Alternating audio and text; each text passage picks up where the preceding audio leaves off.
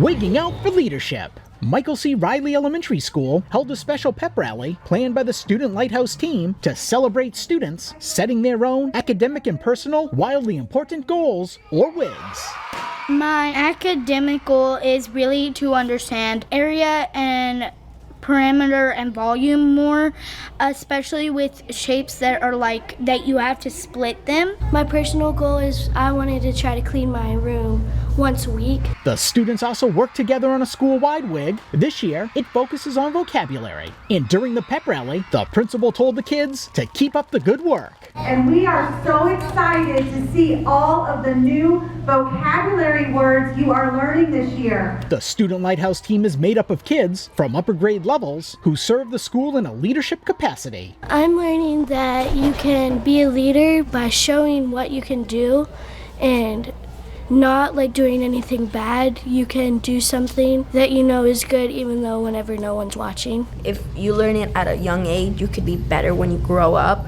You could work really well and you could have a good job. Earlier this month, the students thanked bus drivers, custodians, and cafeteria employees by giving them snacks, drinks, and handwritten notes. We're so proud to have this group of students at our school because they are responsible for collecting feedback and opinions from the entire student body. The feedback they receive comes to our weekly Student Lighthouse meetings where we work as a group to make improvements to our school, to plan for events at our school, and to just have a great culture and climate here at Michael C. Riley. As young leaders, the students are also setting a great example for the younger students. We want them to become the best leaders they can be by looking over, trying to look up at us so they can think, wow, I can be this too. The Student Lighthouse Team meets at least once a month at Michael C. Riley Elementary School, Ron Lopes, Beaufort County School District. Because at MC Riley, we are wild about being a leader, right?